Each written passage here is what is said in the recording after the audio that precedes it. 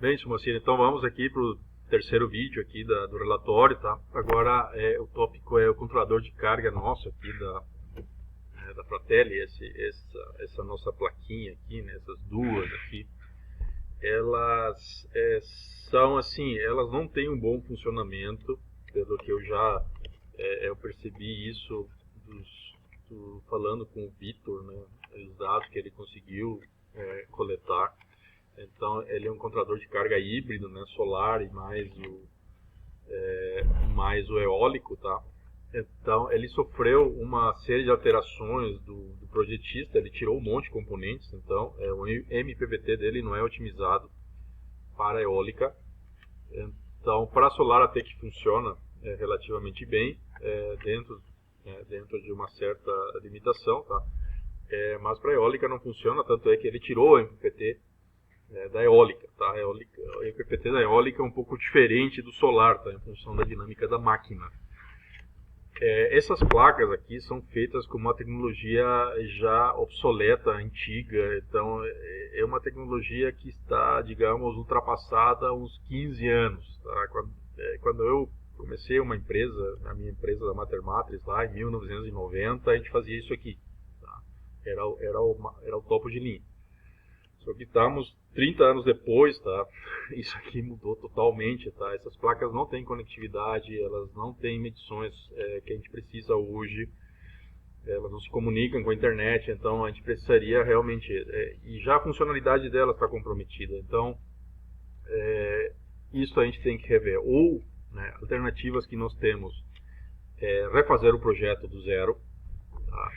Isso dessas placas aqui, né, e já fazer com tecnologia SMD, com componentes atuais, né, esses componentes aqui, a maioria deles, os microprocessadores, são coisas do século passado, tá? Então, hoje até é mais barato fazer isso do que essas placas aqui, são muito caras em função da tecnologia já antiga, tá? Então, a tecnologia atual, ela se faz com placas bem menores, bem mais compactas e com muito mais funções.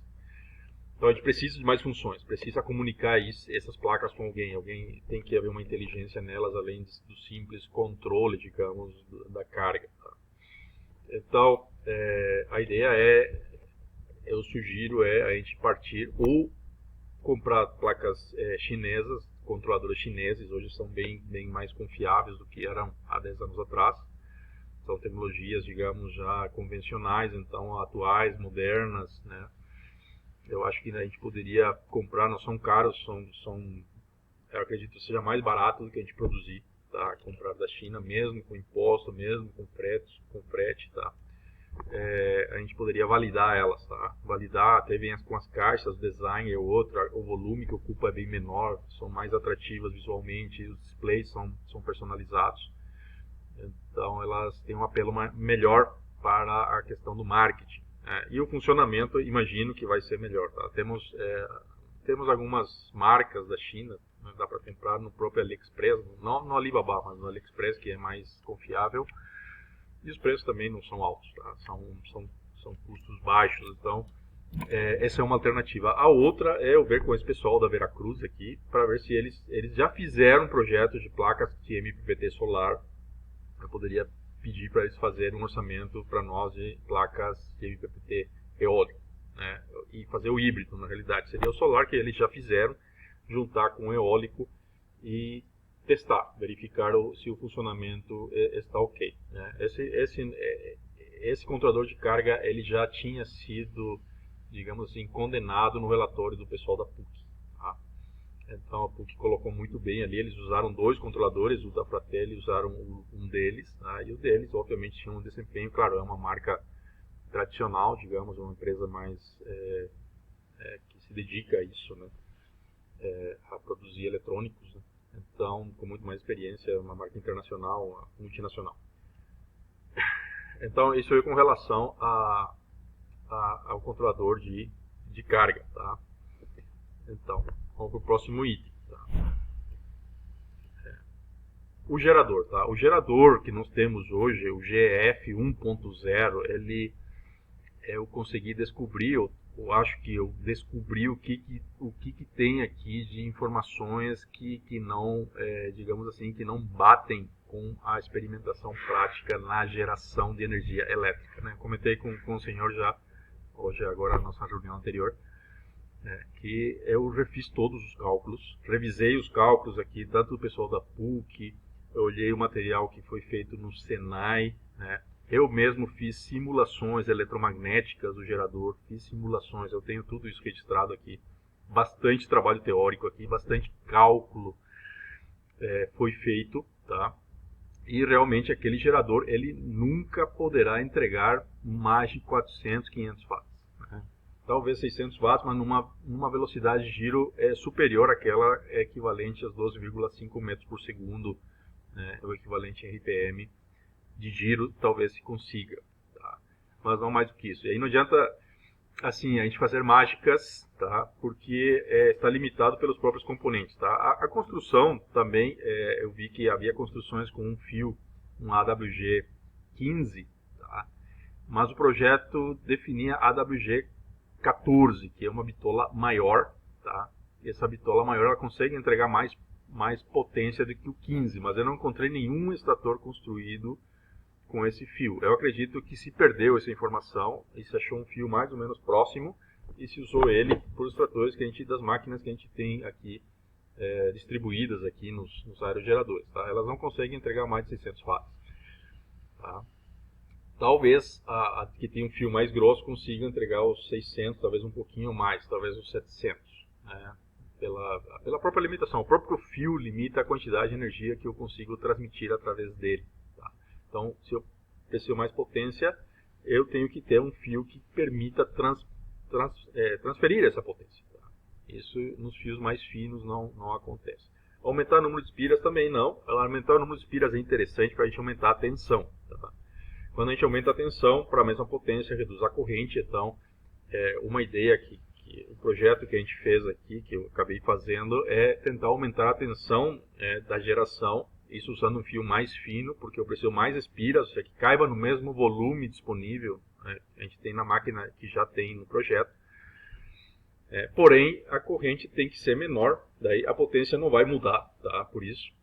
Mas tendo uma tensão maior, a gente consegue aproveitar os MPPTs, né, os controladores de carga, usados para fotovoltaica, tá? Tensões maiores, né, para alimentar 24 volts, 48 volts, né, de baterias, bancos de baterias. Então isso é interessante para tentar aproveitar o que já tem de fotovoltaica, né? Não ter que criar, digamos, um sistema específico híbrido ou um sistema específico, né, digamos, eólico, né, para as nossas aplicações, para a nossa integração, digamos, ou com o circuito de carga ou com a concessionária de energia elétrica. Então, pela questão de certificação e tudo isso, tá? A gente tem essas limitações e eu vejo assim, que não vale a pena a gente entrar nessa seara ali. Nós não somos aqui uma fábrica de eletrônica, tá? Algum dia talvez a gente seja, mas nós estamos em zero, né? Eu já tive uma fábrica de eletrônicos, tá? E eu sei, comecei do zero também, eu sei a dificuldade que isso e o tempo que isso leva e o dinheiro que leva, tá? Mas a gente tem outras facilidades hoje que a gente consegue utilizar as fábricas de terceiros para fazer os nossos produtos, né? Então nós temos essa facilidade hoje e acho que vale muito mais a pena, né? A gente se concentra nas ideias, na integração e no projeto básico e deixar um projeto específico ali para os especialistas. A gente não precisa também contratar especialistas como funcionários, a gente pode utilizar o sistema de pessoa jurídica, né, para isso. Então reduzimos os custos com isso, reduzimos também todas as implicações que vêm, mas a gente mantém os projetos dentro da nossa propriedade, né, dentro dos nossos ativos aqui da empresa. Bem, então a ideia do gerador, esse gerador que a gente tem é realmente reconstruir ele, né? Nós temos, no caso, mais um agora, temos um projeto novo, o projeto anterior, que a gente conseguiu recuperar. Na realidade eu precisaria a gurizada ali dos estagiários para a gente revisar todo o projeto e ver se os desenhos, tem desenhos que estão registrados no sistema que não estão de acordo, digamos, com as máquinas que estão montadas. Então tem que revisar isso, dimensões, tipos de material, falta informações. Então isso tem que ser totalmente revisado. Então a gurizada, acho que mexendo no CAD ali, vai conseguir fazer isso, tá? Revisar e a gente ter realmente um processo de montagem, né? Filmar um processo de montagem, como se monta, comentar cada componente, isso a gente precisa ter. Essa informação hoje não existe aqui, pelo menos está disponível para nós. Então, o Paulo sabe alguma coisa, o Vitor sabia mais coisas, tá? E eu fui captando também algumas situações, eu vi algumas situações que estavam erradas, né? Ou seja, que não estavam corretas, e esse tipo de informação ela tem que ficar registrada para que depois as pessoas consigam replicar, né? Replicar corretamente, porque há erros ali de replicação que reduzem o desempenho da máquina em 50%. Então, isso a gente não quer, né? Mas, indo nesse caminho, então, a gente montaria, né, estou precisando de uma mão de obra, vou procurar alguém para fazer isso, alguém que realmente coloque a mão na massa, que eu diga como tem que ser feito e que saiba fazer, um técnico, no caso, já é experiente, né, que consiga construir realmente essas coisas para nós, e painéis elétricos, além das máquinas, né. Tem o Paulo também, eu vou precisar dele, né, ou se não tem mais um técnico mecânica, porque eu vi que ele também está cheio de coisas, né, para fazer. Então, isso vai ser necessário para a gente realmente começar, né, já a produzir. A gente precisa produzir máquinas, né, precisamos construir algumas e testar elas, tá? Aí vem a questão de instrumentos, nós vamos precisar também de adquirir instrumentos, porque os que a gente estão aqui ou não estão funcionando, ou estão com problemas, ou não estão calibrados ou estão sucateados, tá?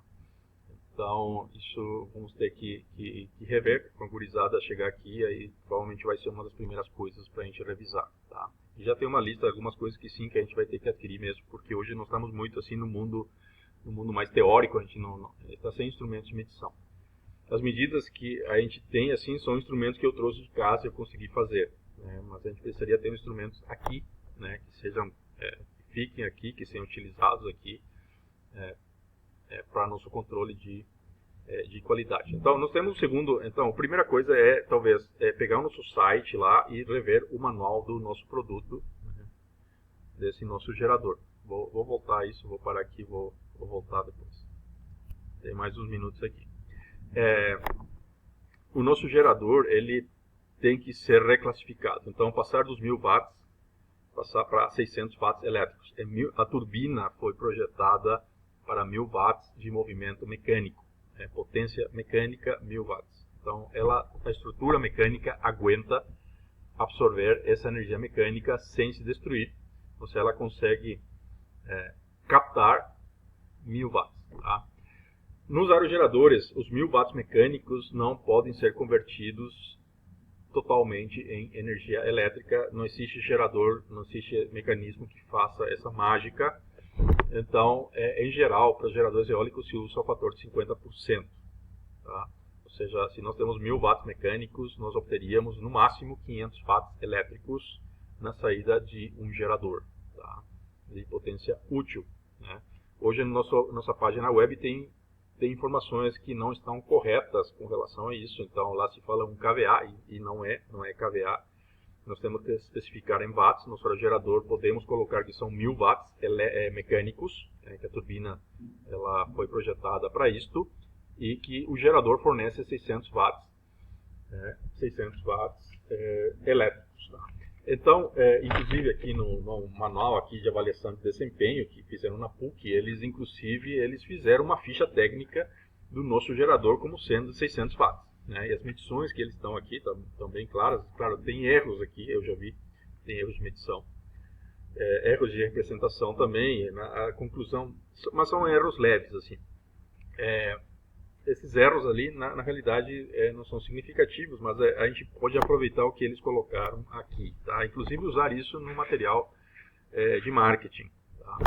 Então, nós temos 600 watts nessa máquina convencional que nós temos hoje, que seria o GEF 1.0, na realidade 1.0 vai ser uma máquina de 1 kW mecânico 600 watts elétricos, tá? E não VA, não volt-ampere ou kVA, não. A gente tem que corrigir o nosso website, tá?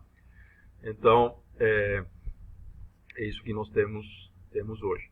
Então, hoje está isso calculado, está muito bem assim entendido, digamos, né? Bom, vai parar aqui e vamos continuar depois.